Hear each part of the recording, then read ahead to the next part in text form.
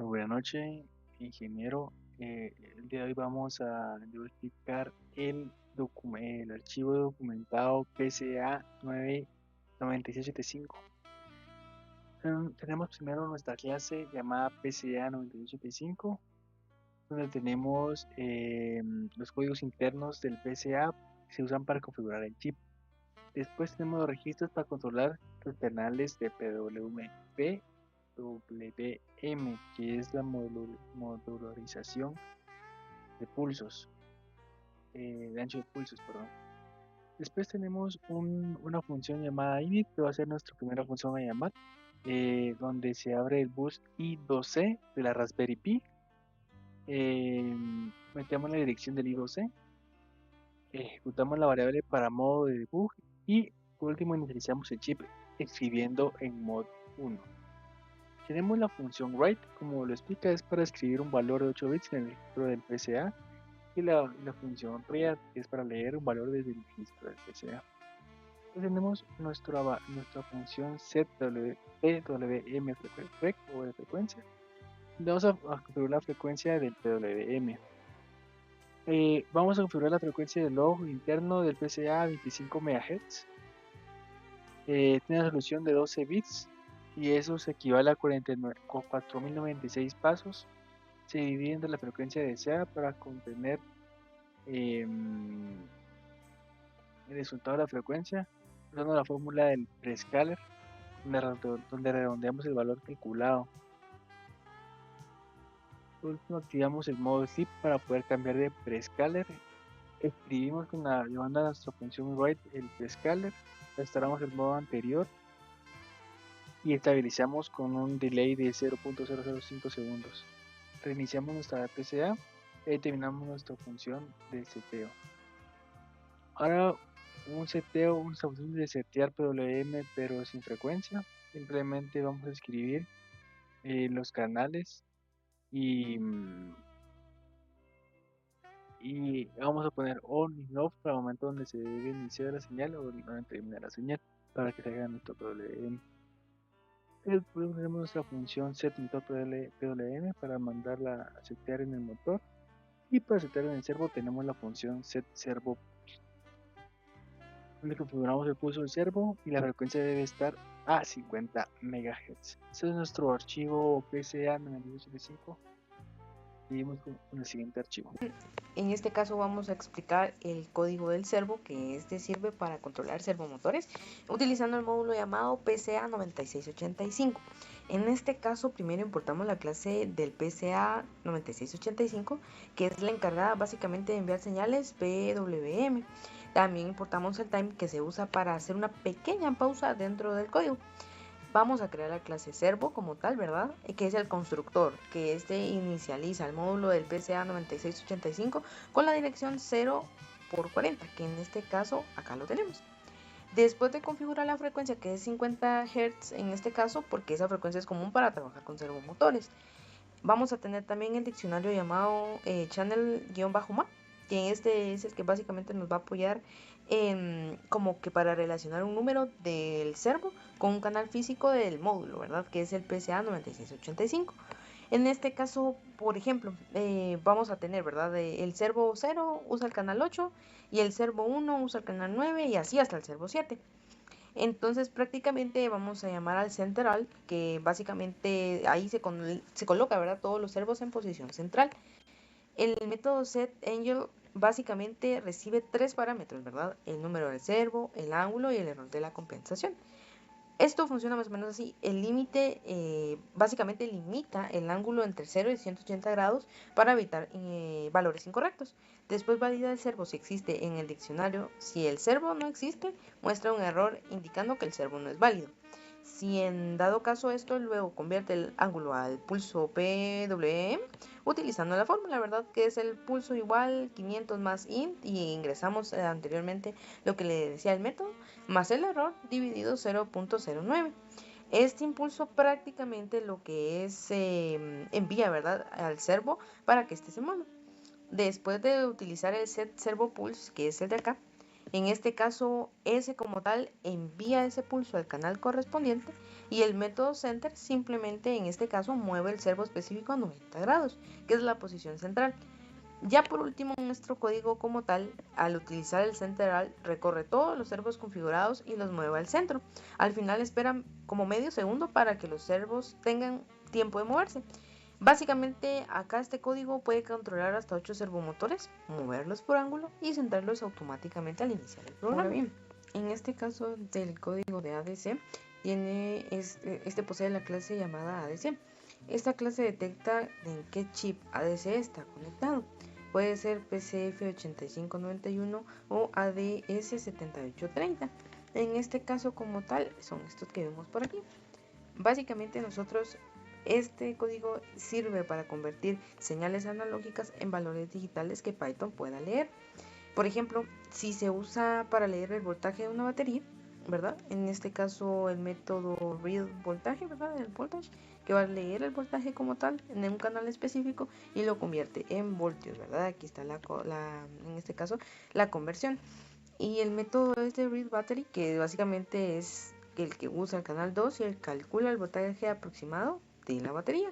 Materiales utilizados: una placa de expansión multifuncional, 4 motores y ruedas, escudo GPI, kit de cámaras grandes angular, módulo sensor, paquete de servos, módulo de seguimiento de línea, pantalla OLED, paquete de tornillos, cable. Como primer punto tenemos la configuración inicial de hardware. Lo primero que veremos son los parámetros básicos. Definamos un maxboot de 4095. ¿Por qué este número? Porque el controlador PCA9685 que estamos usando trabaja con una solución de 12 bits, lo que nos da un rango de 0 a 2 elevado a la 2 en menos 2. Al iniciar la clase configuramos la frecuencia de 50 bits, que es el estándar que este tipo de motores y servos utiliza. También mapeamos cada uno de los 4 ruedas, superior izquierda, inferior izquierda, etc., con sus respectivos cableados. Como paso 2, la lógica del control. Aquí es donde ocurre la magia del control individual. Para que una rueda se mueva, el código hace 3 cosas. Clampear asegura que el valor de potencia no se pase de los límites permitidos. Número 2. Dirección. Si el valor es positivo, envía una señal al canal avanzado. Si es negativo, envía al retroceder usando el valor absoluto. Y por último, 3. Frenado. Si el valor deseo, pone ambos canales en alto para bloquear el motor. Paso número 3. Movimientos básicos. Con la base lista creamos funciones sencillas para el usuario. Front y back. Mueve las 4 ruedas en la misma dirección. Left y right. Hace que un lado retroceda mientras el otro avanza, permitiendo que el robot gire sobre su propio eje. Y stop detiene todo de golpe. Rotación avanzada y compensación de energía. Lo más interesante de este archivo es el método rotate. No solo usa trigonometría para calcular la dirección, sino que también incluye un factor de compensación de baterías. ¿Cómo se ve en la siguiente presentación? Si el voltaje de la batería del robot se vuelve más lento, para evitar que este afecte la precisión, el código calcula un multiplicador que ajusta el tiempo de eje. Además, utiliza funciones de seno y coseno para descompensar el ángulo, dividido en componentes de velocidades para cada rauteo, como se mostrará en la siguiente presentación. Por último, esto no es solo un giro de ruedas, sino que gestiona la potencia, la seguridad y la automatización del robot. Asegura que los movimientos sean consistentes sin importar si la batería esté llena o empezando a agotarse. Paso número 1. Configuración de los pines. En el constructor definimos los pines de control usando la numeración BCM, utilizando el pin 27 como trigger para enviar la señal y el pin 22 como edge para recibirla. Un detalle importante es que la configuración de timeout basado en la distancia máxima de 300 centímetros. Esto evita que el programa se quede congelado esperando una respuesta que nunca llegará. Paso número 2. La función crítica pulse in. Como en Python no tenemos una función nativa, con la de Arduino aquí implementamos nuestra propia lógica de cronómetro. La función pude hacer lo siguiente. 1. Espera que el pin cambie al estado que queremos. 2. Mide el tiempo exacto de microsegundos mientras la señal permanece activa. 3. Si el tiempo exacto de timeout vuelve un 0, protegido la estabilidad del sistema. El proceso de medición y la matemática. En el método de getDistance enviamos un pulso de 10 microsegundos para activar el sensor. Una vez que recibimos el eco, aplicamos la siguiente fórmula de la distancia.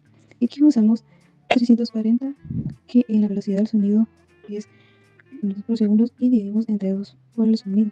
Viaja al objeto y regresa. Finalmente se dividirá para convertir el resultado a centímetros. En el paso final 4, filtramos los datos medianos para que la lectura sea estable y no tenga errores por el ruido de interfaz. El código no toma solo fonética, sino que realice 5 lecturas seguidas. Luego usamos una técnica de filtrado. Ordenamos los resultados de menor a mayor y seleccionamos el valor centralizado. La posición 2. Al elegir la mediana, descartamos cualquier lectura errónea que haya sido demasiado alta o demasiado baja, obteniendo una distancia mucho más confiable. Para finalizar, si el sensor no detecta nada o vuelve un error, el programa entrega un valor de 255 como bandera de camino despejado. También incluimos un método Clark para liberar los bienes GPM. Al finalizar, aseguramos que el hardware quede en un estado seguro. Muy buenas. Ahorita, después de que mis compañeros hayan explicado lo que son las funciones que manejan el carro, que hacen que se accione los dispositivos físicos, a mí me toca explicar la parte de la red neuronal, que es una red neuronal bastante simple, pero que es interesante de estudiar y de entender. Aquí nos podemos apoyar de un tutorial hecho en Arduino, pero la lógica también se podría aplicar a nuestro ejemplo, a nuestra red, a nuestro objetivo. Que en resumidas cuentas, esta red neuronal va a evitar que el carro choque o evite obstáculos,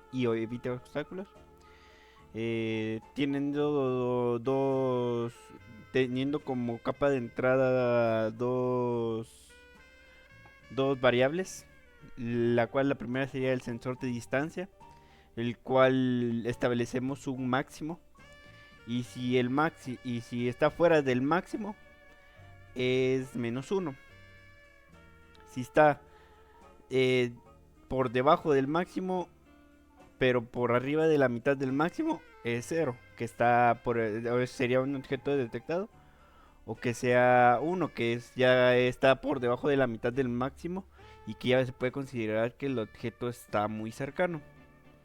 Y luego está la posición del obstáculo, que también sería de 3. Algo que es muy importante mencionar es de que nuestra capa de entrada va desde -1 hasta 1, pero nuestra capa de salida va desde... Solo tiene dos posibles opciones, 0 y 1. Ok, entonces regresando, la segunda neurona de entrada sería la posición del obstáculo, donde, si no mal recuerdo, aquí dice 0 es el centro, 1 es izquierda y -1 es a la derecha. Ok, en base a estas combinaciones, las diferentes combinaciones que podemos hacer entre estas dos variables y sus posibles estados, tenemos lo siguiente, que dependiendo de que si detecta un objeto cerca, muy cerca, o no lo detecta, va a hacer la acción de avanzar, retroceder, girar a la izquierda o girar a la derecha. Y esto es más que todo cosas más técnicas, que pues, detallaremos más adelante. Ok, entonces ahorita vamos a explicar la red neuronal. Entonces tenemos esta red neuronal. Escogimos estas funciones porque, más que todo por lo que mencioné antes, que nuestra capa de entrada va desde -1 hasta 1, que sería la tangente y la tangente derivada. Aquí estarían nuestros datos de entrada. Bueno, sí son nuestros datos de entrada, pero en este caso son nuestros datos de entrenamiento, que es sorprendente de lo mucho que puede aprender una red neuronal con tan pocos datos, con solo 9 casos de uso. Aunque esto puede variar, pero si sobreentrenamos la red, puede ser que el carro se vea indeciso a la hora de tomar una decisión de avanzar, de moverse por un lado o de retroceder. Y aquí están nuestros posibles acciones a tomar. O los valores esperados correspondientes a estos, va. Vamos a hacer 10.000 épocas con un learning rate del 3%, que es bastante preciso, la verdad. Y inicializamos los pesos. Los pesos siempre se inicializan de forma aleatoria. Y aquí en Fit es donde entrenamos la red, que es más que todo donde vamos a ir ingresando estos datos y comparándolos con las respuestas que deberían ser. Entonces aquí más que todo es entrenamiento del modelo. Y esto es más que todo para estas funciones, un poco importan, pero es para utilizar datos previamente guardados en un archivo con formato .npz. Y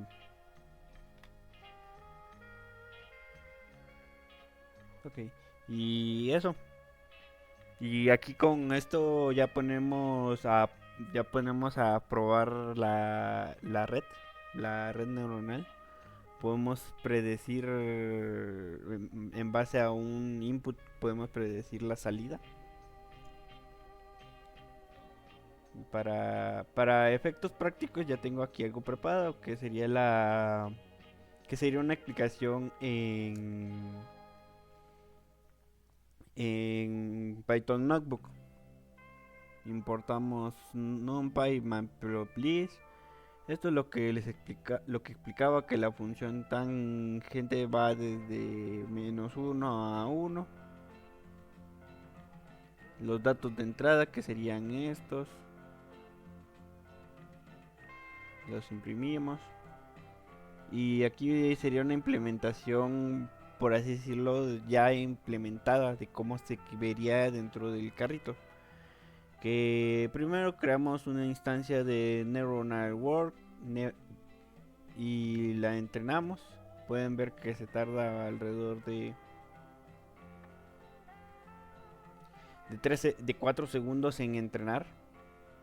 Entonces aquí comparamos los datos de entrada con el dato esperado. Podemos ver que son exactamente iguales. Entonces podemos decir que nuestra red está bien entrenada. Aunque sí puede llegar a ser que haya casos donde no esté dentro de estos datos esperados, porque puede ser que se haga 111 o 1100, pero es porque muchas veces las redes necesitan bastante entrenamiento, y muchas veces ese entrenamiento puede hacer que sean indecisos, como anteriormente mencionaba. Y ya aquí con la parte del carrito donde unimos la red neuronal con las funciones anteriormente explicadas por mis compañeros. Aquí ponemos el pin del servo, el ángulo mínimo de izquierda, el ángulo mínimo de derecha. Especificamos que el ángulo centro va a ser 90 grados. El intervalo, este intervalo es algo que veremos más adelante, pero para no hacerlo tan complicado, es más que todo cuánto tiempo vamos a esperar para tomar una nueva medición. Porque incluso la velocidad en que se mueve el servomotor se ve limitado, la velocidad en que es ejecutado el programa se ve limitado por la velocidad en que se mueve el servomotor. Entonces tenemos que esperar, darle cierto tiempo de espera para que el servomotor se mueva, y también para tomar mediciones. Aquí vamos, esto de incrementos es más que todo, es también para el servomotor, ves qué tan granular se va a mover.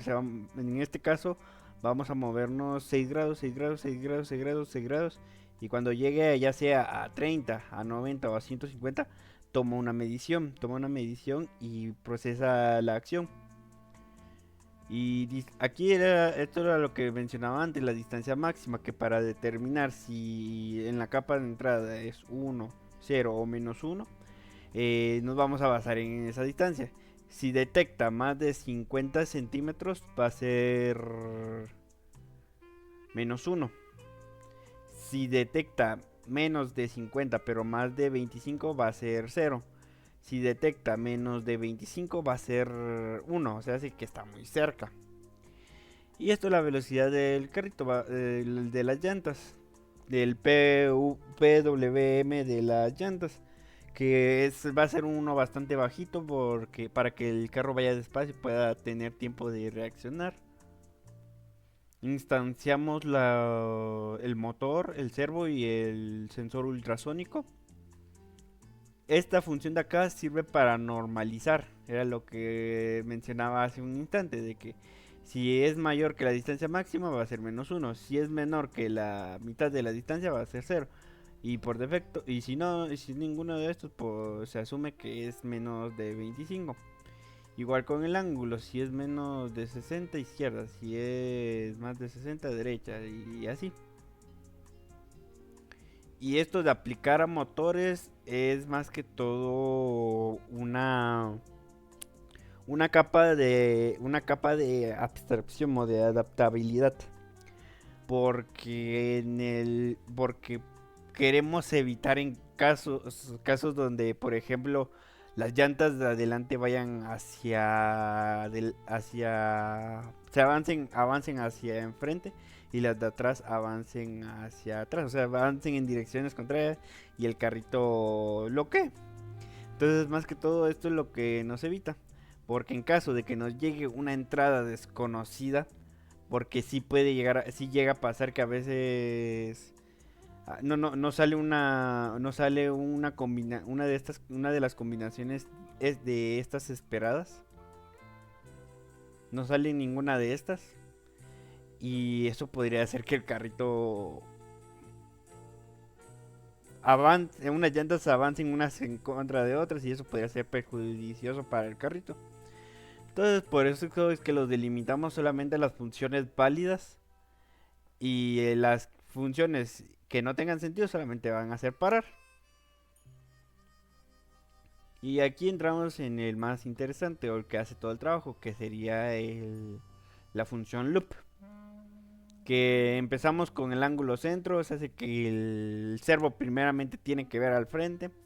Esto de clockwise es una variable booleana que lo que indica es de que si por su nombre podemos saber de que si el servomotor está girando a favor de las manecillas del reloj o en contra. Entonces eso nos sirve para saber si el servo está girando a la izquierda o a la derecha. Y esto de acción en curso es más que todo porque el carrito tiene que esperar tiene que esperar a que se ejecute la acción. Y porque el carrito podría seguir ejecutándose, la red neuronal se podría seguir ejecutándose y no le daría tiempo al ultrasónico o al servo de tomar mediciones. Y lo siguiente ya es un loop. Como su nombre lo indica, es a través de un while igual true que solamente se va a detener cuando haya una interrupción por medio del teclado. Que aquí es donde lo que le mencionaba yo de que solamente va a tomar medición cuando estemos en el ángulo mínimo o en el ángulo máximo, o sea, o izquierda o derecha, o también enfrente. Y aquí, perdón. Y algo que se me olvidó mencionar es el grado, es que esta variable, aparte de inicializarla como en el centro, también nos sirve como una variable para tener como para tener en cuenta por dónde va el servomotor, por dónde va. Y aquí lo que les decía de que si ya no hay una acción en curso, entonces ya puede volver a estar habilitado. Tomamos medición de distancia, y ya una vez tomada la distancia lo normalizamos a que ya sea porque hay que convertirlo. Porque al obtener distancia obtenemos una distancia de que, si no mal recuerdo, de 255 centímetros. Igual los grados servos podemos obtener desde 0 hasta... No, perdón, desde 60 hasta 160. Eso lo establezco yo aquí en estas variables de acá. Pero el punto era de que obtenemos números muy grandes, y cuando nuestra red solo trabaja con -1, 0 y 1. Entonces, como su nombre lo indica, los normaliza, toma esos valores grandes y los convierte ya sea a -1, a 0 y a 1. Y ya con los datos podemos hacer que la red neuronal prediga en base a los inputs que tenemos. Y ya con esos inputs lo aplicamos a los motores y el carrito empieza a trabajar. Y lo que les decía, que el carrito no puede mantenerse cada ciclo de la Raspberry tomando una medición, porque a como va el procesador es demasiado rápido y eso no puede seguirle el paso, ¿cierto? Y entonces tiene que esperar una pausa de tiempo. Y esto de Pring es más que todo para efectos prácticos, para cuando a la hora de que estemos ejecutando la red neuronal podamos ver qué valores está ingresando y qué valores están saliendo. Y eso sería todo. Ahorita lo que sigue es la parte final, donde ya un video donde vemos el carrito en acción. Muchas gracias.